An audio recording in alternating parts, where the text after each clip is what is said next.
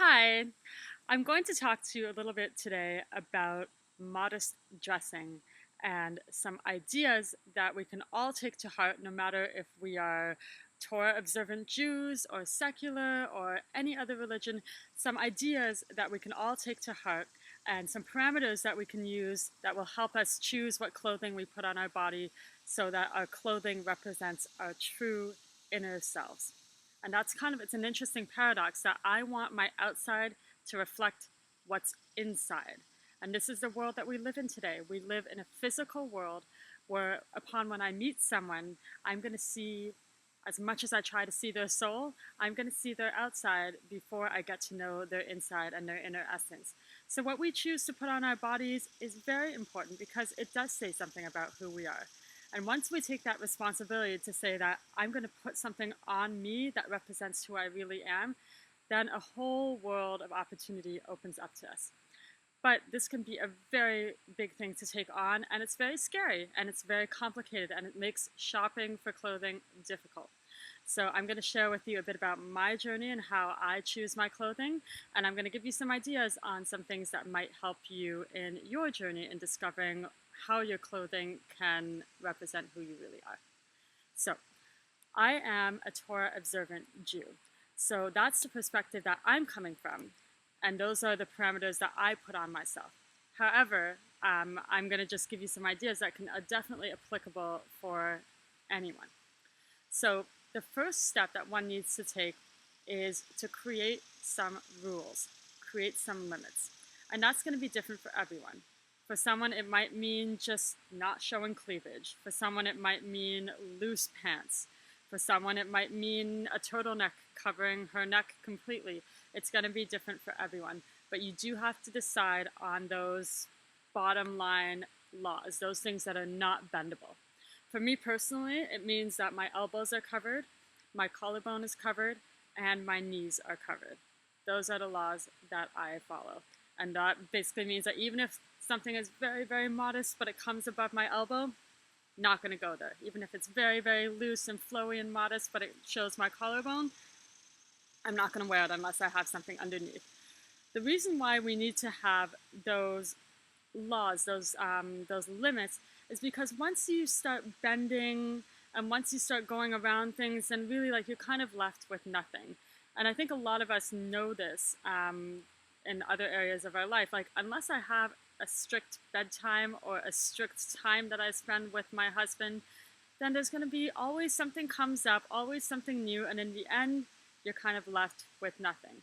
So I suggest that as a first step, decide on what your limits are. For those of us that might feel that our collarbones are sexy, then that might mean covering your collarbones, but not necessarily covering your elbows. Just really, really create those limits for yourself. And that is going to be for those of you that don't follow halachic law or that aren't Torah observant Jews or don't have a religious guideline to go by. That's going to be something personal that you really, really have to ask yourself. But come up with those and make those your rules. Now, beyond that, yes, there's a beyond that, because once you decide on those rules, let's say for me, who covers collarbones, elbows, and knees, I can wear a nude-colored, skin-tight dress that covers my collarbones, elbows, and knees, and it would look extremely, extremely scandalous if it was, you can imagine, a nude-colored, skin-tight dress. So obviously, I'm not going to wear that because that's not modest. So how do I make those decisions? So this is something very important because I have my my letter of the law, and obviously, sorry, I forgot to include that beyond covering those things that I mentioned, it includes covering my hair. However, for me personally, that hair covering can include a wig. It can also include showing a little bit of hair at the front. So why am I coming here to you today wearing a head covering that's obviously not a wig and not showing hair at the front? Why is that? So beyond those parameters that you set or that have been set for you, as women, we have been given a tremendous gift from our Creator, and that is something called Bina.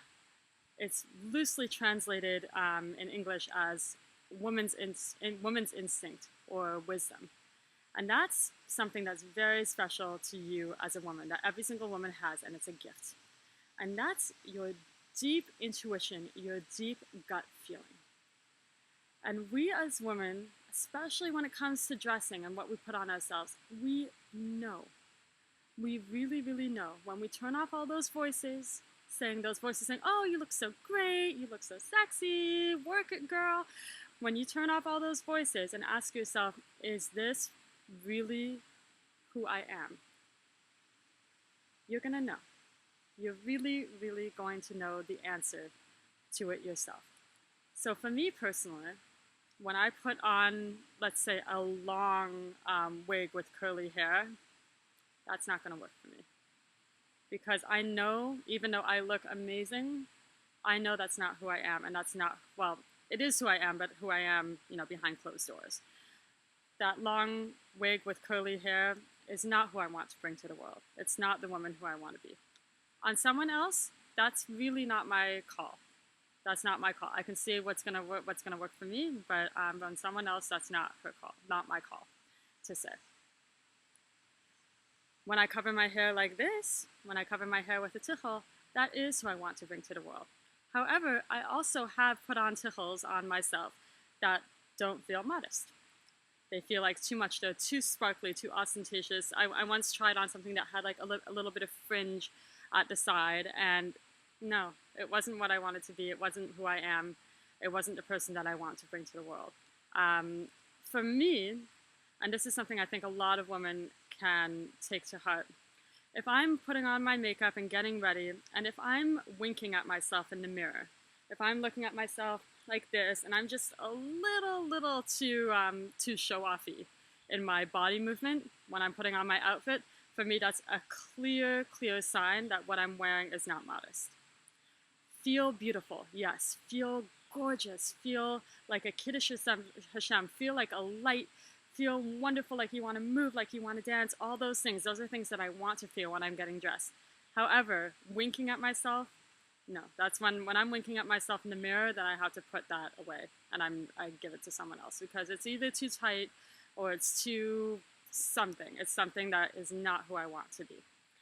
So that's my message that I really want to give, that first you have to create those boundaries. Those boundaries are very important. But beyond those boundaries, that's when we really, really have to get in touch with our inner voice. Our inner voice that we really ask ourselves every single day, is this clothing, is this thing that I'm covering myself with revealing who I really am to the world? And who do I want to reveal to the world? So I hope you can take this home. This also goes for certain kind of colors. From what might be bright and beautiful and shiny on me might be too much for someone else, and it might be not enough for another person. I wore this scarf on purpose because it's nice and bright, and it's very, very Andrea in terms of the rust color and the teal. However, on someone else might need more volume to really, really bring out her personality, and someone else might need more subdued, darker colors. Someone might need a wig. Someone might need something else.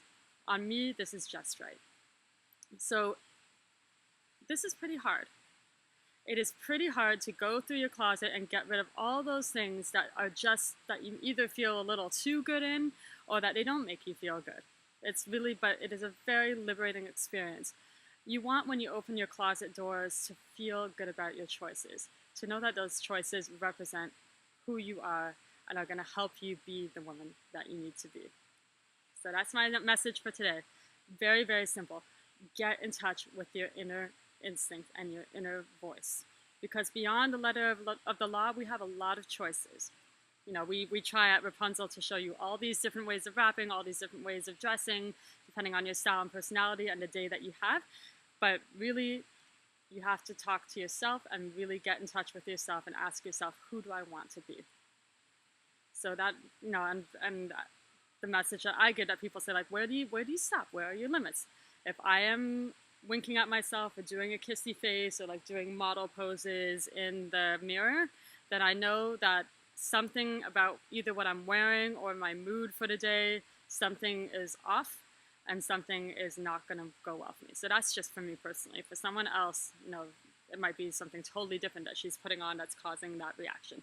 but it's a very good indicator for me, and it's a very good barometer that I often tell people that, you know, when you're doing that, then maybe you have to really ask yourself, what are my reasons for wearing this today? And am I using this feeling sexy and all this stuff to fill some sort of void? Because we shouldn't need that sort of outside verification that we're beautiful. We should really, really feel internally that we are beautiful. Okay, I hope you enjoyed this video. Please let me know if you have any questions. Again, this is one of those videos that is something I say in my day-to-day life when I talk to people, but I realize I never actually made an official video saying this. So please let me know if you have any questions and what you think. Okay, bye-bye.